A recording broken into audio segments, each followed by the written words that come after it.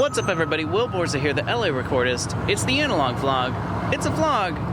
Analog. Into the work day, into the work week. Right now, we're dead center in the middle of rush hour traffic, so I think I might go to the mall, maybe grab a... and then just... after that, I can go home. Now this is cool. Are you ready for this? For the first time ever, the analog vlog is getting a segment. That segment should probably have a name. I don't have a name. I was sort of trying to brainstorm this on the way home. I was thinking like the TV show Bar Rescue, Record Rescue, but that's just really stupid. So if you have a better idea for a name for this thing, you know what to do. 2 days ago, I asked you guys if you'd be interested in sending me some tunes, and I would listen to them and analyze them and give you guys some feedback on how I think you could improve your songs. You guys delivered. It was sweet. In 2 days, I got 3 songs, and we're gonna go through them all tonight. So I've got them here loaded up into Pro Tools, and I have this microphone here feeding into my Zoom as well as the output of my computer. So hopefully I can mix it in there and, you know, get some good quality so you can actually hear the actual record, not just what these microphones are picking up. So let's start with The Way You Look Tonight by John Palomo. I hope I pronounced that right. John says, "I'm new to mixing and I want to learn more. Thanks." Thanks, John. Let's dive into The Way You Look Tonight.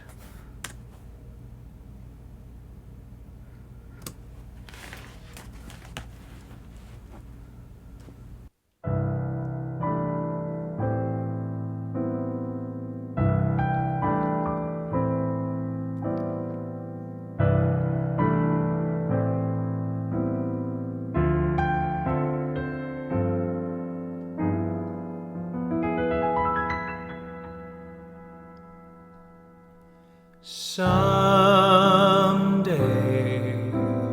when I'm awfully low, when the world is cold, I will feel a glow just thinking of you and the way you look tonight.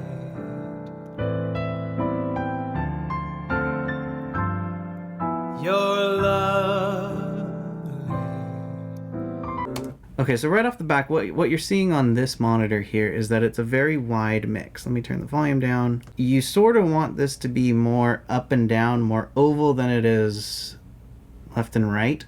And which it is still an oval, but there's a whole lot of information out here which is technically out of phase. And if I bring this back up... and that laugh wrinkles your nose. And I flip it into mono like that, you can hear that the piano gets much, much quieter and the vocals start to really dominate over the piano. So a good quick fix to that, if you can find one, is just a pan knob. If you're using Pro Tools, your pan knobs are going to look like this, and you just take it from 100 to 100 and bring it up to, like, you know, 67, 67. So let me do that right now. See, that looks a little more healthy in terms of the width of your project. We're peaking a little bit now, so I'm gonna compensate by turning down the fader just a little bit. Alright, let's listen to the narrowed version. I'll switch it back to the wide version and then back to the narrow version. Your tenderness grows, tearing my fear apart, and that laugh wrinkles your nose, touches my foolish heart. Much better. Next thing that I would recommend you working with is a de-esser. There's a lot of spots in here where your vocals tend to get a little bit sibilancy.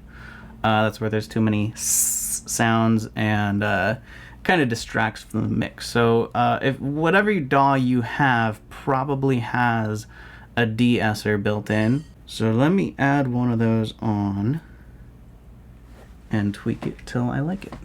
'Cause I love you. Keep that. So this is all that it's taking away right here. 'Cause I love you. See how it just catches when the S hits and that's the only place it catches? That's what we're looking for. Keep that breathless charm. Won't you please arrange it? 'Cause I love you. And before. Keep that breathless charm. Won't you please arrange it? 'Cause I love you. Keep. It's very subtle, but it makes the mix much smoother. Okay, so now you have less prominent S's in your mix. Let's see what else. Johnny May, ladies and gentlemen. Love that.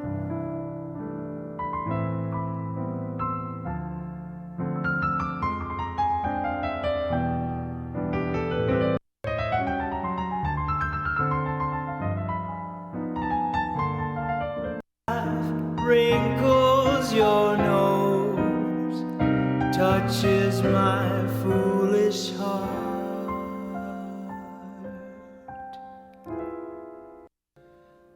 Just the way you look tonight.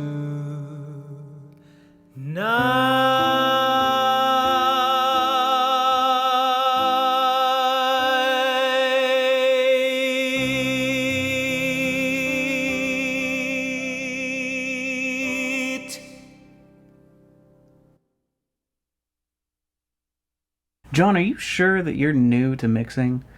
This is a really, really solid mix, all in all. There's a few taste things that I would do differently. The reverb on your vocals is okay, but I would recommend something a little different. A longer tail, so reverb that lasts longer, and a bit more pre-delay, maybe somewhere around 40 seconds or so, so that when you sing, there's a slight pause before the reverb starts. It's sort of like, it gives you the illusion that you're singing in a much larger room, and it actually takes a minute for the vocal to hit the back wall and reverb. Otherwise, really solid mix. I think also at the end, the piano tail just sort of ends, and maybe add a little bit of reverb to the piano to let that tail last a little longer at the end. Otherwise, really solid. Not sure exactly your method, whether this was live or tracked, but you're getting great results, so keep it up. Also, I see on your profile picture that you play guitar. I would love to hear in the future some guitar in these tracks. You've posted 2 tracks to SoundCloud. Both of them are just your vocal and piano. Maybe do a duet on the guitar as well. I think that'd be... Okay, next track comes from Tom, aka Ghostbusters VHS. Love it. Tom says, "This is a piece I'm making for my music tech course at school. It's kind of a lo-fi cover of Library by Julia Brown. I'd like some advice on the mix master. Drums sound pretty bad because my school has a terrible drum kit and mic set. We have a fix for that. Besides that, I'd very much appreciate some feedback on the mix and master." Cool. Let's get into it. Here is Library by Tom, aka Ghostbuster VHS.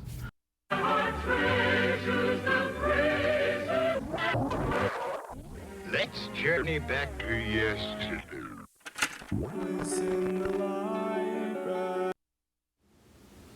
That was sweet. One more time.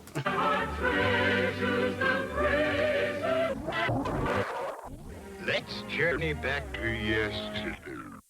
Was in the library. I heard your name and mine. Your friends playing ghosts.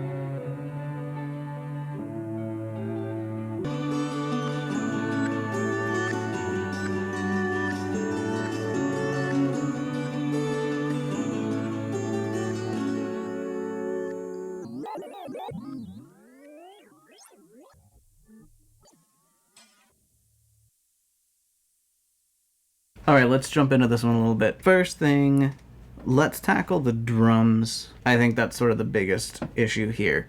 And I think you recognize that as well.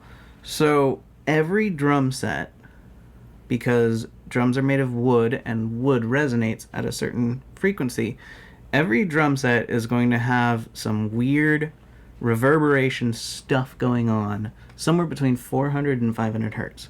And it's always good practice to get rid of it. I'm also hearing a little bit of buildup in that region in the guitars as well. So I'm just going to get an EQ out, and we're going to sweep it a little bit. We're going to find the most insulting frequencies and just get rid of them. Turn them way down. And that should really clear up the mix. Alright, let's go here.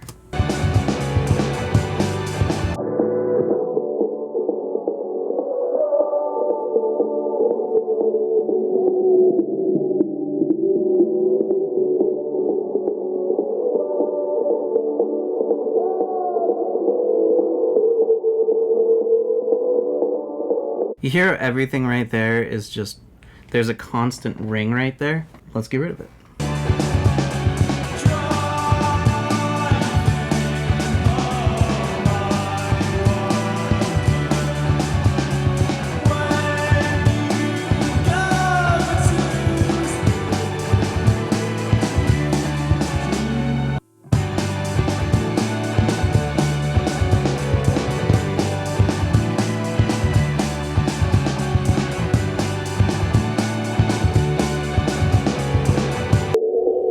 All that stuff we're getting rid of.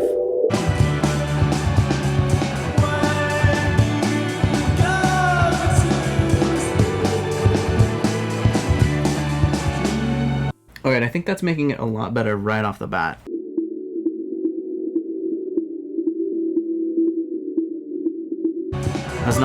That's not my favorite frequency either. I'm going to get rid of that one too. That's 330, just for reference. Okay, the next thing that really sticks out to me is balance. Both balance one track in relation to the other, and also the balance between section 1, section 2, and section 3 of the song. I think that the drums are overpowering the vocals throughout the entire song. So I would either turn your vocals up or turn the drums down. Let me see if I can demonstrate that a little bit. Threshold is where it needs to be. Ratio is all the way up, so it's acting like a limiter. Attack and release are as fast as possible. It's acting like a limiter. This is a compressor, but it's acting like a limiter. And you can see that it's not really doing very much to anything except for the kick drum. Sky was turning black. Put your name in mine. Have a look at this EQ here. You see I've split it into mid-side mode. So the blue line is the sides and the white line is the mids. And I popped the mids up in the upper mid register because that's where the vocals live. I also turned down the mids where the kick drum's hitting, so that's helping the volume of the kick. That's also boosting the volume of the vocals, but it's sort of leaving the guitars, which are out panned left right, where they are. So effectively right now we have a more present vocal and a quieter kick drum, which I think helps the mix a lot. The sky was turning black.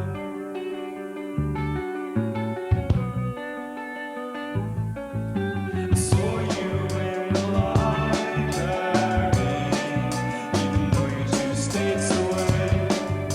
My friends playing ghosts. When I went outside, it was just beginning to rain.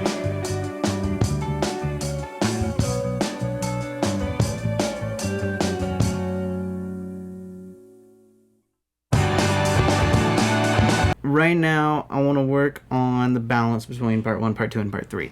As you can see just from the waveform, you have that middle section is way loud, and the first third of the song is very quiet, and the last is about halfway in between.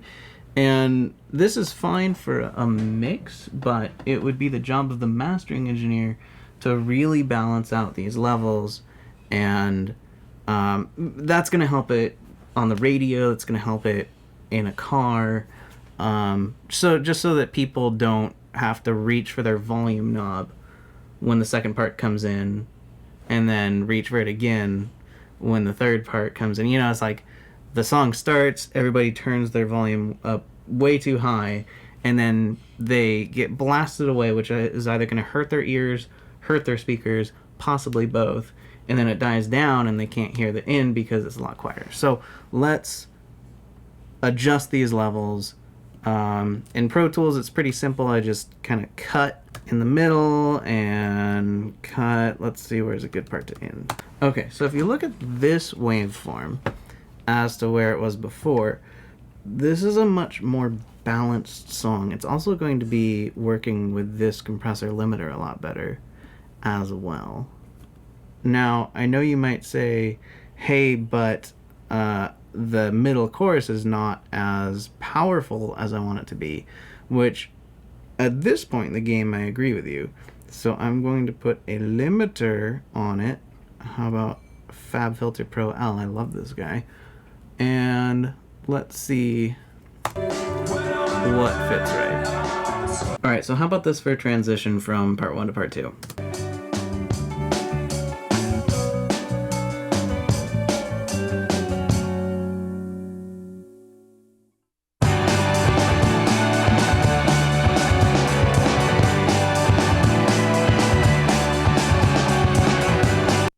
It's hard, yeah?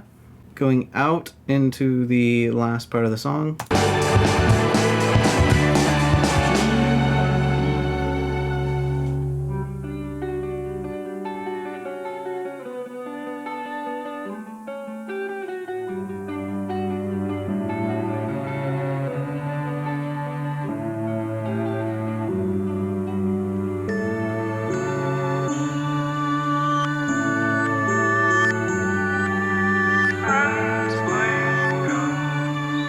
So much more balanced. I don't have to touch the volume knobs at all. That's the goal. In summary, I would bring the vocals up a bit. I would bring the drums down a bit, at least in the intro, and then I would raise the volume of the first third of the song as a whole. I would lower the middle section just a little bit, and I would raise the last third a little bit. And then once everything is sort of balanced level-wise, I would put a limiter on the end and bring everything up to level so that it's going to compete with other songs. All in all, fun track. I think you did a really good job. Just remember the easy way to fix drums that sound honky or boxy or whatever you want to call it. Somewhere between 400 and 500 hertz-ish, there's going to be that really boxy, tinny. It kind of sounds a little bit like this, you know what I mean? Just go with an EQ and cut that section out. You'll be golden. On to the next song. Alright, the last song comes from Nick. Nick says, song is called Gold and Hopeless Love, an original written by myself and sung by Jeff. Definitely the most challenging song I've had to mix thus far. The multiple layers of vocal tracks all throughout was my biggest puzzle to solve. I spent a lot of time tweaking away so the blend between the vocals and music was just right. I think I've gotten them to a pretty solid place. The idea behind this song was to portray a sound that seems alien-like. Ooh, I like that. Not in the sense of lyrics or those cheesy space robot sounds, but more in the sense of something from another world is trying to pose as a human from our world.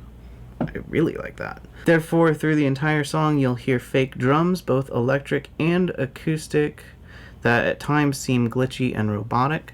The vocals have this flanger and tremolo effect to portray an alien trying to speak like a human. Overall, you get a sound of rigidness that was very purposeful on my part. I think the biggest concern was trying to get the vocals to sit properly in the mix. Any advice would be appreciated. Well, Nick, let's have a listen.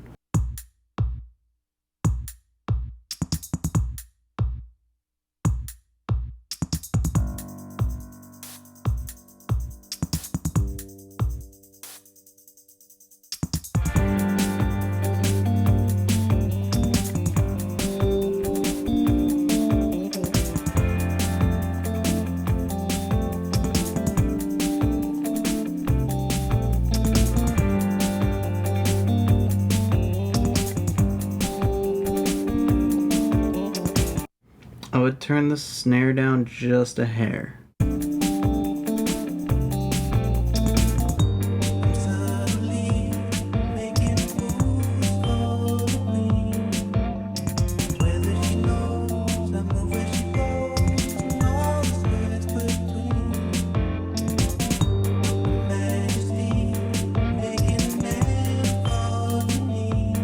Okay, so these vocals are a little quiet for my taste. They're blended well, but I'm stretching to hear the words that he's saying. I have two ideas for you. I have three ideas for you. Yeah, three. Idea number one would be raise up the low end of Jeff's vocal. You have a lot of this high, breathy, airy stuff, but adding a little bit more of the fundamental frequency that he's singing could give it just that little extra oomph to really help hear what's going on. Idea number two is that this section right here, I'm not sure about the rest because I haven't gotten there yet, but at least this section right here where the vocals come in, I could hear the whole instrumental be maybe 3 decibels quieter, giving it room to sort of build for the rest of the song. Idea 3 is I would use the vocoder plugin. I would feed the vocals into the vocoder and play the chords of the song into the vocoder and have that actually be in place of his fundamental frequency, which you've sort of ducked out of the way. Like I said before, a lot of high end on that vocal, not too much of the fundamental frequency. Rather than just turning up the fundamental frequency, you could actually play the fundamental frequency and a chord to go with it, and it would have the sound of the vocal, and just because you're sort of going for that alien-like thing, balancing a vocoder, playing the vocal in with the vocal itself could be a really cool effect. Those flange phase blip vocals, very cool. Commit. That should go louder there. I think the blip vocals, the whatever you're calling them, the flanged vocals, like exaggerate it. Make it go further than it should dynamically, because when you get the song mastered, the compressor is gonna cut the top off of it, and it'll just really make the song swell and then disappear. You could actually probably just turn the whole track up there.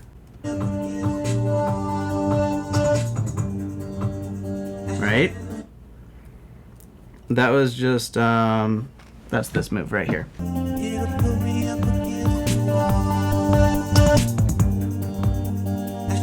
I may have slightly exaggerated that, but that's the idea that you should go for there. Push it a little hotter, come off it very abruptly.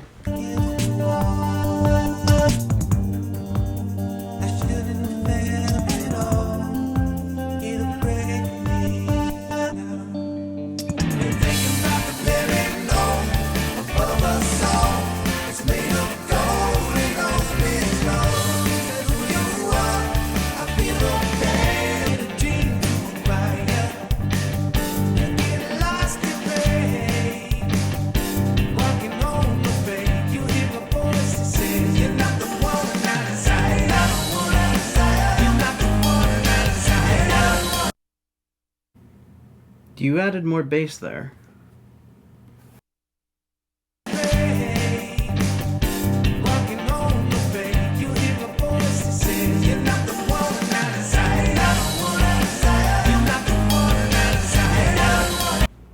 The low register of the song just went up by like 4 decibels right there. And it's the very end of the song. I know what you're going for. You're going for like huge finish. I don't know if that's the way to go though. Let me try something. I'm doing all this stuff with mastering techniques just because I don't have access to the multi-track stems, but I think you could do it better with multi-track stems. First things first, I separated the end from the rest of the song, right? And then, so that's on its own track. That's at 0. So I haven't changed the volume on that one. I added an equalizer to the top track, and you can see that I actually added a significant amount of bass to the rest of the song. What is this at? This is at 5 decibels of bass at 80 hertz. I think you could do this better by just turning up the bass, but have a listen to this with...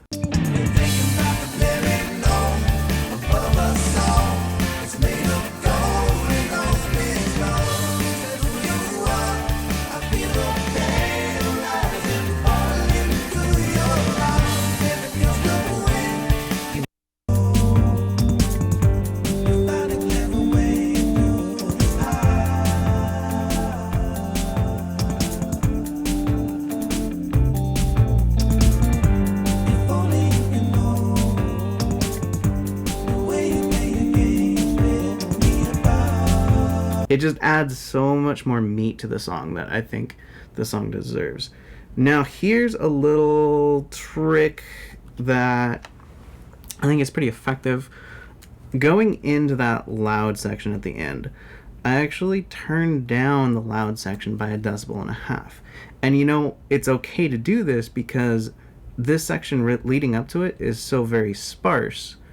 Even though that this has been turned down a bit, it still sounds louder because there's much more going on. So let's listen to this leading into that.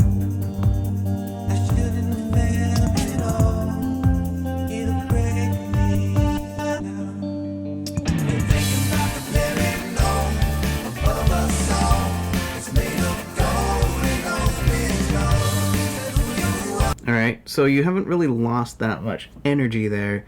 And when you take it to get it mastered, that's going to just fix itself by adding the compression and limiting and all that good stuff that gets added.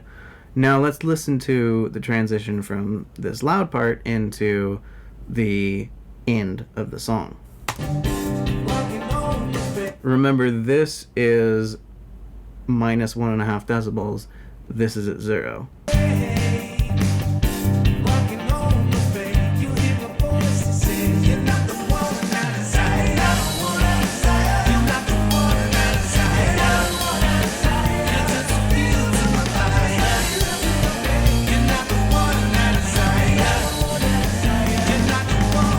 So there's that drastic increase in energy that you're looking for without seriously altering the low end of your mix, right? So I added more bass to the beginning of the song. There's the same amount of bass at the end, but the bass throughout the rest of the song matches that bass. The loud part in the second half of the song is 1.5 decibels quieter, so that when you want it to explode right there at the end, you have an extra 1.5 decibels just to boom, punch him in the face with it. Sweet. What do you think? Do you like it? I hope so. But overall, Nick, excellent job on this. This is a cool tune. I think that you nailed the vocal balance. There is the issue in the beginning where it's kind of hard to hear what he's saying. I mean, I know there's vocals there, but I'm not entirely sure what he's saying.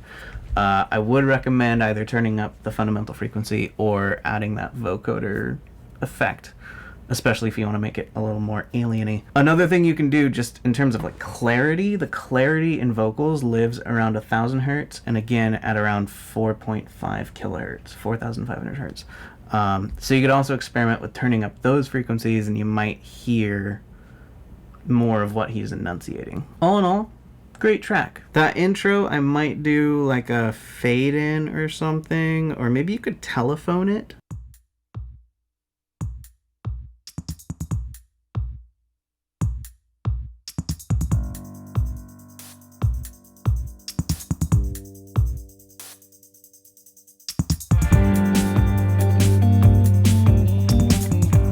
I like the fade in.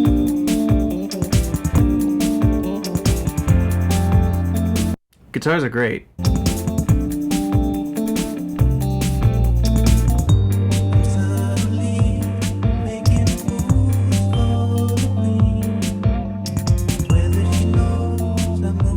Yeah, I would definitely turn down the instrumental there and let the vocal just sit on top of it. Alright, dude. Alright, well, I guess that concludes the first segment of record critiquing. I just shot like an hour and a half of footage, and now I'm gonna have to edit it down to like something manageable and watchable. Hopefully I can do that. Hopefully it doesn't take all night. And hopefully, you know, it comes out good. Let me know if you like this. Let me know if you would like me to do more of this. If you would like your track to be critiqued like these were and get some tips and ideas of how you can improve your tracks, shoot me a comment, direct message me, whatever, give me a link, and let's get in touch. As for John, Tom, and Nick, thank you guys for submitting your material. I hope you got something out of this. I hope that I was able to help you grow as engineers, producers, arrangers, songwriters, what have you. If you like this content, please hit that thumbs up button. If you want to see more of this kind of stuff, hit that subscribe button. I'll see you guys tomorrow. Peace.